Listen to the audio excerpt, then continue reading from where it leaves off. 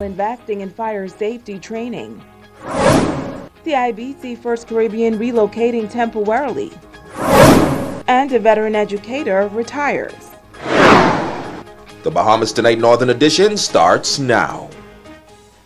This is the Bahamas Tonight, the Northern Edition. Good evening all, I'm Shashina Wool-Parkinson. As always, it is so great to have you with us.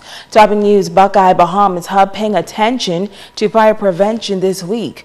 The exercise is crucial in the oil storage business, and this time around, the Buckeye's international partners were involved in the training sessions. Natalia Hall has more.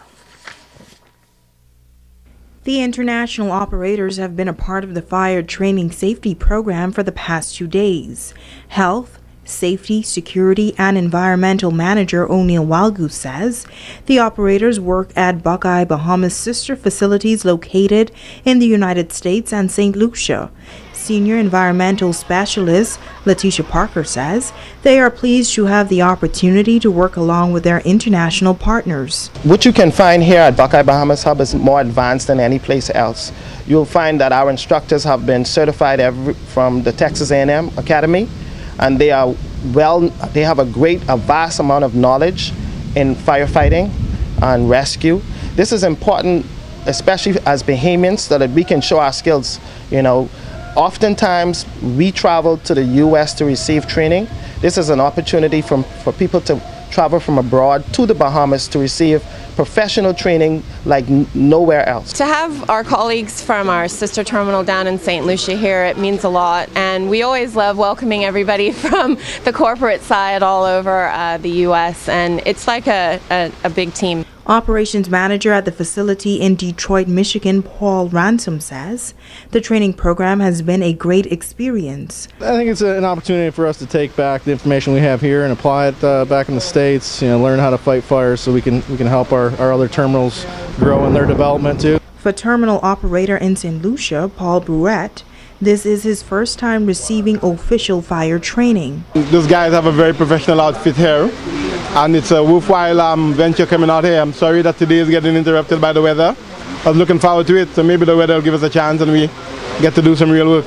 Buckeye's local certified training instructor Tyrone Thomas says he's pleased to share his knowledge with international partners. In the event that they have an emergency there, they will be more than equipped to respond. Our training program was consisted of 2 days. In the classroom all day we did theory, hose handling, SCBA, fire extinguisher training, and coordination at the emergency site. And today we'll be doing the actual live burn. I know we have bad weather right now, but if you're going to stay till midnight, we'll light these props up. It to give them confidence and knowing that no matter how big a fire is, once you have the ability and the knowledge, you can control that particular fire. Reporting for ZNS Network News, I'm Natalia Hall. In other news, a local storage facility officially changing its name today. Shareholders of Norwegian energy giant Statoil have approved a proposal to change the company's name from Statoil ASA to Equinor ASA, reflective of the company's growing focus on energy. During the annual general meeting, shareholders voted in favor of the board of directors' proposal to change the company's name to broaden its energy reach beyond traditional oil and gas production. The company expected the AGM to approve the name change based on support from the government of Norway, which owns 67% of the company, as well as support from 5 unions organizing Statoil employees. The change comes from a few months after Norway's $1 trillion sovereign wealth proposed to divest all of its oil and gas stocks as it seeks to reduce its reliance on petroleum production. Well, CIBC First Caribbean customers can almost breathe a sigh of relief. Our ZNS News team has been reliably informed that the bank has set up a makeshift operation at the Pyfra Manor building on West Atlantic Drive. Our sources say that the bank will only conduct teller transactions, including deposits, withdrawals, and cashing checks. Also, credit card payments, wire transfers, and draft services will also be available tomorrow during its usual banking hours. Now, for the past 2 days, customers customers have been at a point of frustration and confusion about the lack of communication from the financial institution. Customers showing up to the bank this week hoping to conduct business found a notice posted on the bank's door advising of its closure due to remedial work. Meantime, there has been no word yet as to when the bank will reopen its East Mall branch. In other news, the government of the Bahamas will commence its World Trade Organization private sector consultations in Grand Bahama. That's today, Wednesday, May 16th to Friday, May 18th. The delegation will be led by officers of the Ministry of Financial Services, Trade and Industry and Immigration. Now, the consultations will take place at the Grand Bahama Chamber of Commerce. Those interested in attending the consultations or representatives of their organizations are encouraged to refer to the website of the Ministry of Financial Services, Trade and Industry and Immigration.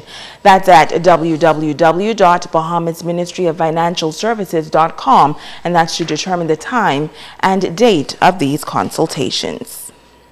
Switching gears now, May 10th marked 1 year since the Free National Movement was elected as the government of the Bahamas. Tonight, the Member of Parliament for West Grand Bahama outlining some of the achievements in her area since coming to office. Member of Parliament for West Grand Bahama, Pakeisha Parker-Edgecombe says the work continues in the area, and she is committed to seeing the growth and development of her constituency. Coming to office, we were fortunate enough to meet a few projects that were already underway, and you would have heard team members speak to those, which included a new junior high school as well as a PPP in a government administrative complex.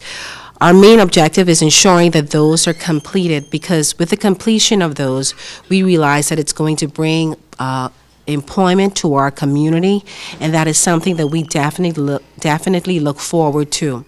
She says in coming to office, there were many requests for the assistance of roof repairs. We do know that home is where the heart is, and a lot of people express grave concern that had they not gotten those repairs, particularly with the hurricane season approaching us, they don't know what state their homes would be in. And we're so happy and thankful to the Ministry of Works, and by extension the Ministry of Grand Bahama, for coming and quickly identifying those issues and making sure that those homeowners would have received the necessary assistance that they needed to secure their homes. The MP adds that she is committed to assisting and addressing issues that center around single mothers and the youth. Part of them, they are a very important part of our community.